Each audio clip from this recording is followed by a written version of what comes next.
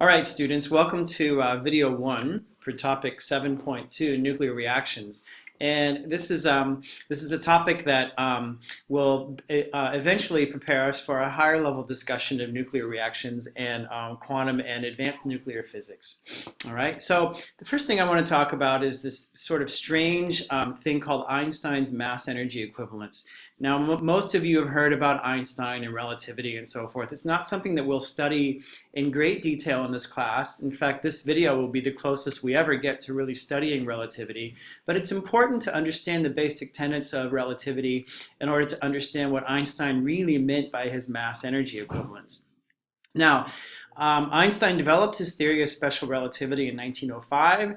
In the early 1900s, as you know, physics was in a real state of flux in terms of lots of great things, kind of turning physics on its end in terms of really rethinking a lot of the original theories that we had from Newton and classical mechanics, as you know.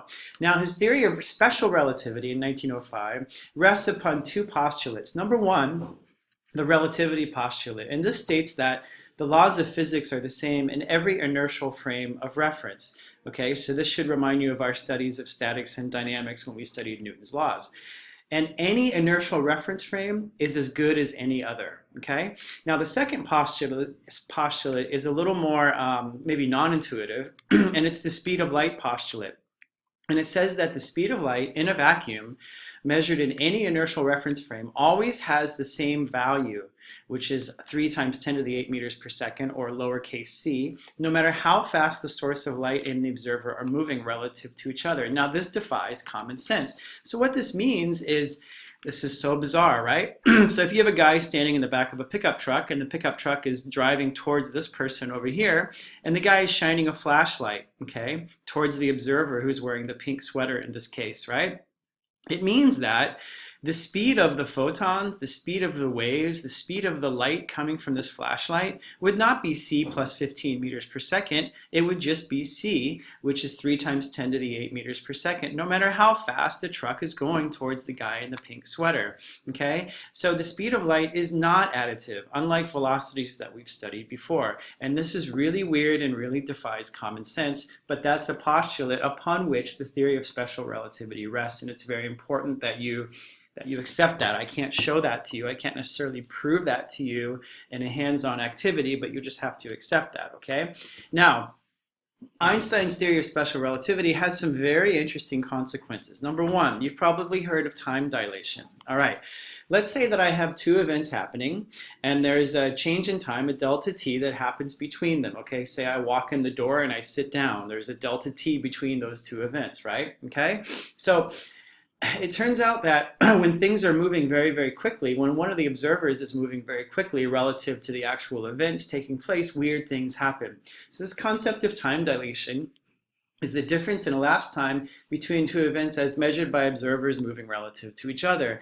And it's given by this equation right here. Now, the square root of the quantity 1 minus quantity v over c squared is a term that you see a lot in Einstein's theories of relativity. Okay, and I'll talk a little bit more about what that means, and we'll work with that mathematically just a little bit. In this case, delta t naught is what's called the proper time interval. And it's the interval between the two events as measured by an observer who's at rest with respect to the event. Say somebody's sitting in the room when you walk in and you sit down, okay? Or somebody who views them as occurring at the same time, okay? Now, delta t is called the dilated time interval, and that's the interval measured by an observer who is in motion with respect to the events, moving at a speed v, that's the relative speed between the two observers, with respect to the events, and who views them as occurring at different places, okay? Now, notice that this term, the square root of 1 minus quantity v over c squared, is always less than 1, right? Because we can never, an observer can never move at the speed of c. So in that, if v were c, then this whole quantity would be 1, but it always necessarily has to be less than 1. So what that means is that delta t is always greater than delta t naught, okay? Now, what that means is that time runs slower on clocks that are moving than those that are not moving, right? Because the time interval is actually greater than the time interval as measured by somebody who sees them happening at the same time or is in the same reference frame as them, okay? Very interesting. So for example, astronauts on the International Space Station, their delta T for their lives is actually slightly longer than it would have been on the ground, meaning that they've aged slightly less than they would on Earth. And every time you get into a car, every time you get into an airplane, for example, essentially every time you move, you are actually aging a little bit slower than people who are not moving. It's very fascinating, right? Okay. Another consequence that you may have heard of is called length contraction. What this refers to is a decrease, an actual decrease in the length of an object as measured by an observer which is traveling at any non-zero velocity relative to the object, okay? Now in this case, similar as my discussion with time dilation, L naught is what we refer to as the proper length, and this is the length between 2 points as measured by an observer at rest with respect to them. If I measure the length of this table, I'm at rest with respect to the table. That's L naught. Say it's 2 meters long, okay? Now, L would be what's called the contracted length, and the term contracted length gives you an idea of what's going to happen to the length or distance between 2 points when it's measured by an observer who's in motion with respect to the table or with respect to the two events, right? Who measures them at different places, where v is the relative speed between the two observers. Again, because this quantity is less than 1, it always means that L is less than L naught. So if there's a relative speed between the two observers, then we're going to have a situation where actually the physical length of the object that's moving relative to the observer or vice versa is actually smaller. So moving objects are shorter or smaller than relative to those that are not moving. But the thing to keep in mind is this is only in a direction parallel to the motion. Okay, so for example, the dimension of the ISS, of the International Space Station, parallel to its motion is actually shorter when it's in orbit than on Earth relative to observers on the Earth. It is not shorter to the people who are on it. It's still the same length. And that means that those people are slightly skinnier relative as seen by the people on the Earth. Okay? All right. Here's the final consequence of Einstein's theory of special relativity that's going to directly impact our discussion in topic 7.2, and that's called relativistic mass. That means that what happens is there's an increase in mass of an object as measured by an observer which is traveling at any non-zero velocity relative to the object. So again, m naught, we're going to call that the rest mass. That's the mass of an object as measured by an observer at rest with respect to it.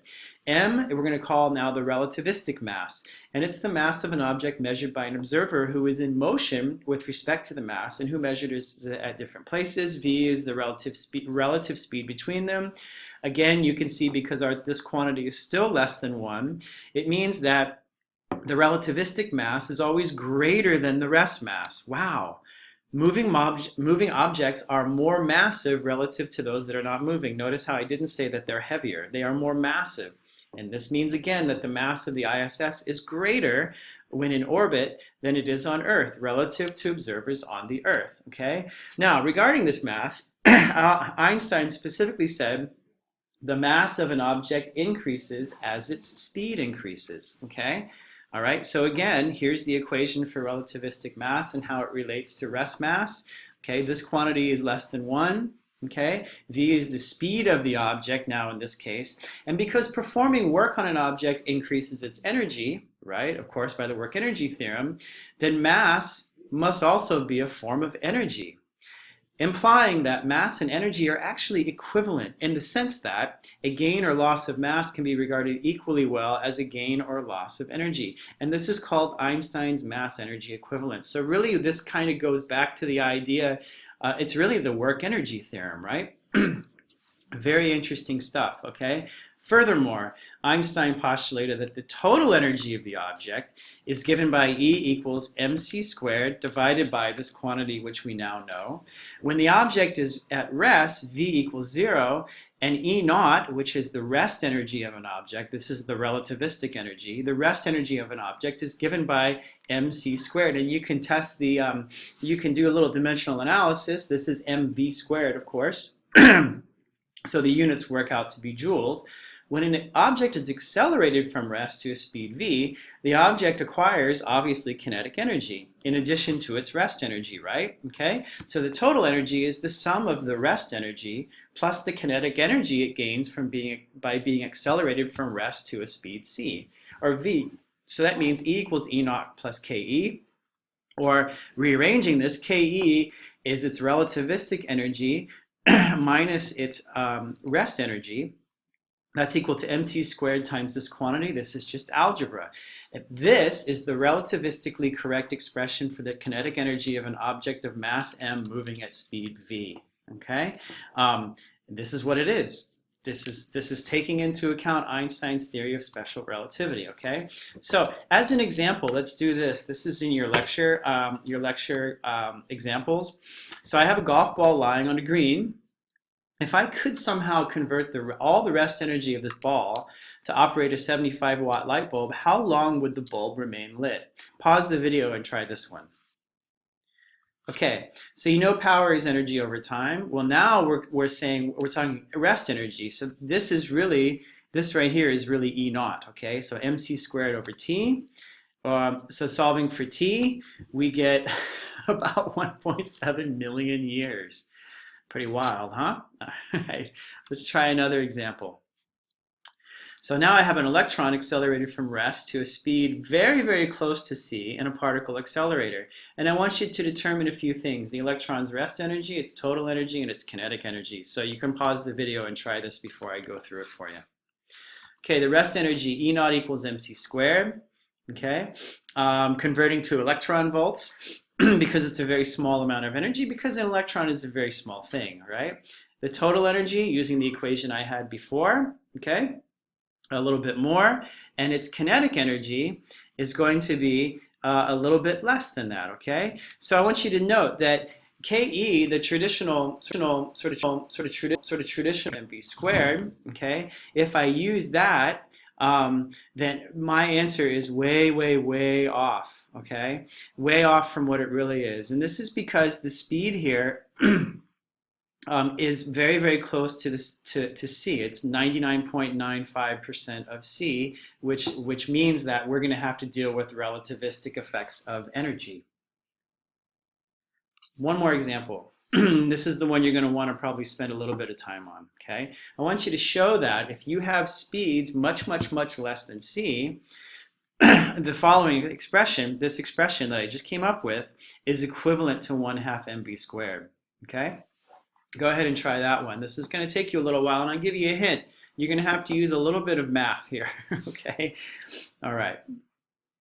Okay, so in order to evaluate this expression, probably the simplest thing to do is to consider a binomial expansion, which I know you guys have done in math, okay? Here, I'm letting x equals v squared over c squared, and n is negative 1/2, okay? And then I do this expansion, and then if I just consider, for example, v is 1/100th of c, for example, and then I actually put those numbers in, you'll see that subsequent terms in this expansion become so small, much, much, much smaller. This should be 10 to the minus 9, by the way. That's a misprint, okay? So what I can really do is I can neglect the third term and upward, okay? So therefore, Ke equals this expression here, and then when I do the algebra, I end up with Ke equals 1/2 mv squared, because I can neglect those terms that are getting much, much, much smaller. And that's how we do it. That's how we show that.